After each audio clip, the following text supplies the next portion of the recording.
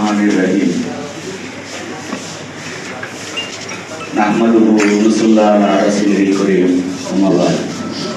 সম্মানিত বাংলাদেশ তরিকত পরিষদের সভাপতি, সম্মানিত সাধারণ সম্পাদক, সম্মানিত প্রেসিডিয়ামের সকল সদস্যবৃন্দ, সম্মানিত উপদেষ্টা পরিষদের সকল সদস্যবৃন্দ, উপস্থিত ভক্তবৃন্দ ও সুধীবৃন্দ, সাংবাদিক ভাই যারা আছেন, সকলের প্রতি আমার সালাম। আসসালামু আলাইকুম ওয়া রাহমাতুল্লাহি ওয়া বারাকাতুহু।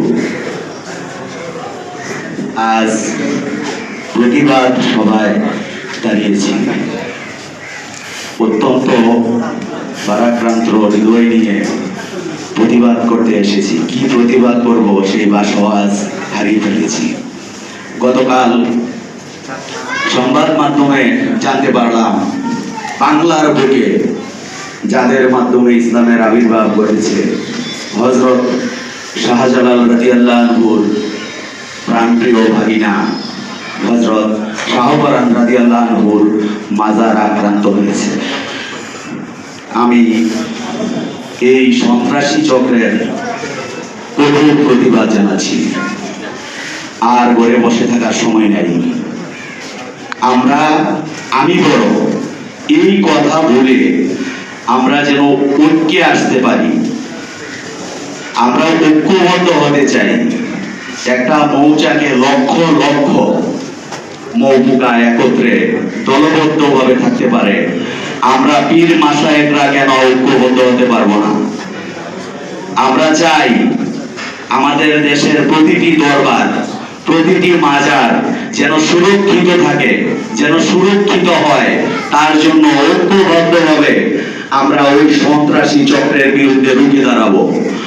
আমরা যেন সবাই ঐক্যবদ্ধ হতে পারি, এই মনোভাব নিয়ে আমরা সবাই বেরিয়ে আসতে হবে। আমাদের ওলিয়া উলিয়াদের মাজারের উপরে আক্রমণ হচ্ছে, ছোট ছোট মাজারকে আক্রমণ করা হচ্ছে। আমরা যদি ভাবি যে আমরা বড়, ছোট গরুকে শেষ করে খেয়ে খেয়ে ওরা বড় হয়ে আপনাদেরকে আক্রমণ করবে, আপনারা চিন্তা করেন না যে আপনারা বড় বলে আপনারা পার পেয়ে যাবেন। সংঘবদ্ধ হন, সবাই ঐক্যবদ্ধ হন।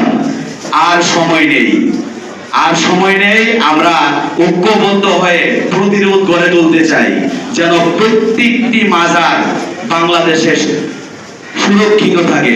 আমি আজকের এই প্রতিবাদ সভার মাধ্যমে আমার মনের প্রতিটি শব্দ ব্যক্ত করতে পারছি না। বৈষম্য বিরোধী আন্দোলনের ফসল হিসাবে সরকার বিদায় নেওয়ার পর এই বাংলার মাটিতে আমরা যারা শান্তিপ্রিয় তরিকতপন্থী, আমরাই সবচেয়ে বেশি বৈষম্যের শিকার হচ্ছি। আমি বৈষম্য বিরোধী ছাত্র আন্দোলনের সমন্বয়কদেরকে বলতে চাই, আপনারা আমাদেরই সন্তান। আমাদেরকে যেভাবে বৈষম্যের মধ্যে ফেলে দেওয়া হচ্ছে, আপনাদের মাধ্যমে আমার দাবি পেশ করতেছি, আমাদেরকে সেই বৈষম্য থেকে আপনারাও আমাদেরকে বাঁচান, কারণ আপনারা আমাদের সন্তান।